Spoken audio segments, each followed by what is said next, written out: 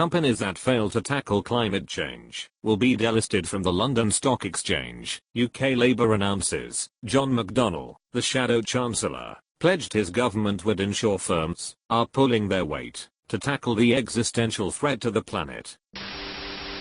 Don't get me wrong, I think that's great and important, but how do we measure failure to tackle climate change? I'm worried there will be shenanigans. Each company must eliminate 3 climate changes. But not just any old climate change, it has to be important ones. I'd like to speak to the CEO of climate change. That would be Mr. Kotu. He does excellent work in increasing each year. One of the best out there. Nakotu is the general worker type. Least intense payoff. MR/MSSF6 is the CEO. Much rarer, but a much bigger payoff. 1 kilogram is equivalent to 22,800 kilograms of CO2. Fun fact, Mr. Sulfur hexafluoride has a deep voice, and is also mildly anesthetic. We put it in tennis balls and shoes that have air pockets, which is kinda wild really considering how bad it is. That explains the smell of your shoes. Climate change is a scandal on massive proportions. The Shadow Chancellor. Not to be confused with the Dark Minister, or the Queen of Twilight. Australia has a similar system of having a shadow cabinet as well. At one point the Shadow Secretary of Justice was the MP from Badman. It's a feature of the Westminster system. Most if not all Commonwealth nations have it. So does this guy have any actual power? Depends on the makeup of Parliament. If there's a strong majority then the shadow cabinet are pretty powerless, but with a minority government they have a lot. Plus they're the second biggest party, so the ones with the biggest chance of taking power, if the incumbent was to lose. Sounds like the minority whip in US government. Not familiar with that, but I'd imagine it's the same kind of thing. Say the Conservatives are in power, as they are now, then they have a cabinet. Labour aren't in power, but also have a cabinet, which is called the shadow cabinet. If it switched then the Conservatives would have the shadow cabinet. And all they do is move to a different exchange. As an American, I hope the NAS follows suit, but I'm not getting my hopes up. Ah yes, because the government having the power to decide who gets to be listed on a public stock exchange will surely not end in nepotism and special interest groups. You know the NAS isn't run by the US government, right? Intercontinental Exchange should have the freedom to list or delist companies as it sees fit in accordance with its business practices. Yeah, of course. I'm saying, if the US Gov acted like John McDonnell proposes for the UK it wouldn't end well. NAS is of course free to propose a rule like this, and a competitor would step up to welcome everyone that left as a result.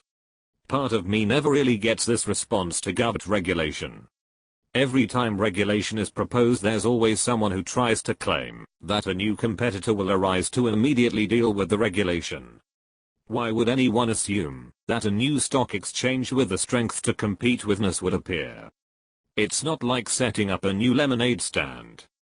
Right, but the Chicago Stock Exchange is a thing. Competitors exist right now, so if the NAS suddenly change their policies it's not as if these Fortune 500 companies would be trusting their listing to a startup. It's not as if the existing competitors would immediately be able to deal with the situation either, but businesses don't make plans for only a year or so out. You make plans for 5, 10, 15 plus years from now, so over time the market will change. I can't wait to see how this is selectively enforced. Well, let's wait and see what their bill specifically says then. This sounds like a great idea to me. Great idea, although very easy to work around for companies, which have been said multiple times in here. Let's see how it plays out though, as any improvement is better than none. So then they make laws making it not easy to work around. We can't solve everything in one day. Go for the things which are the right direction or we are actually fucked. The issue is that they cannot make laws for other countries. As I very clearly said, it's good and any improvement is better than none. The fact remains that this only concerns the London Stock Exchange. It's not the only stock exchange in the world. I would assume that far more countries need to step up for it to matter far more though. I think people are overthinking this. the companies just improve and nothing happens. Or, they can refuse, and they'll get bad PR, and simply have to improve later. Any business thinking long term will see the world needs to become more environmentally friendly. LSE isn't the only exchange in the world, and being listed on the LSE isn't a requirement for doing business in the UK. All this would result in his companies headquartering somewhere more lax and still doing the same shit they were already doing. Yet another Labour policy that sounds good, until you brush away the dust on the surface on it. The problem is, that's almost all of their policies. In a time where we want to persuade businesses to stay in the UK in the lead up to Brexit, if that actually happens, remains to be seen. They seem to be trying as hard as possible to force everyone out. Every time they are questioned on how they'll enforce it, they seem to imply that it would be bad if they left, so they won't leave as their entire method of enforcing it. Fuck 'em. If some green policies makes them leave, then the UK doesn't need them. We will tax Amazon, Google and so on under the Labour government, and good that we do. Every time they are questioned on how they'll enforce it, they seem to imply that it would be bad if they left, so they won't leave as their entire method of enforcing it. You're right, let's just carry on letting billion-pound companies fuck us over and not pay tax whilst exploiting us. This the most delirious take I've ever seen. What bubble are you living in? Edit, not to be snarky, but you said fuck 'em. The UK needs those companies a hell of a lot more than they need the UK. Will they still do business with China and India? Asking for a friend. India is a signatory to Paris Accords, and does more than Western superpowers are doing to tackle climate change. At least our governments don't deny that climate change exists. Yeah, they're just going to wait until 2030 to do something about it. India's air pollution levels are the highest in the world. Yes, 415 people per square kilometers puts out a lot of pollution, but on an individual basis they have carbon emissions at about 1/20th the level of Americans. America's relatively good air is mainly down to there only being 33 people per square kilometer and America not really manufacturing anything at all. America not really manufacturing anything at all. Yeah, nothing at all. Just $1.8 trillion in goods, behind #1 China at $2 trillion, and ahead of #3 Japan at $1 trillion. 18% of the world's manufacturing is done in the US. China is 20%.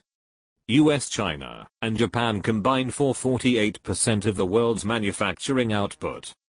Don't listen to propaganda. So, a government group can now decide if the effort put forth by a company is sufficient for them to be traded on the stock market? I don't see how that could go badly. Nope, not at all. Government regulations are nothing new, and without them things were much worse. These guys, when minimum wage was enacted, would have been like. So, a government group can now decide how much a company has to pay its starving employees. I don't see how that could go badly. Nope, not at all. When child labor laws were enacted, how dare they deny legitimate British citizens the right to work and earn a living? Everyone knows coal mines are fun and that's why 10-year-olds work there. Now the government wants to shame us for having a job we love? Still on the topic. How can we expect our workers to become real experts when they are forced to spend decades under the thumb of government-appointed tutors, being taught what the government wants them to know, instead of getting practical experience in the real world? That's a brilliant strategy, since they value money over everything else. I foresee new exchanges sprouting. Just the existing ones welcoming the new volume. Then we make new laws to combat that. That is some real crayon-eating economic policy. I can't imagine how you would accurately measure this, and if you did, what are you going to do about the regular folk who have put their retirement money into stocks and other financial assets? Wipe them out? People think Brexit is bad for the economy. This is worse. Not the environmental protection policy I hope for. John McDonnell is a self-described communist, so yeah. Someone is a communist, so I shall let Cold War era propaganda get the better of me. Show me a communist regime that did not engage in ethnic violence. You can't. Birkin's Fazo under Thomas Sankara. Your turn. Under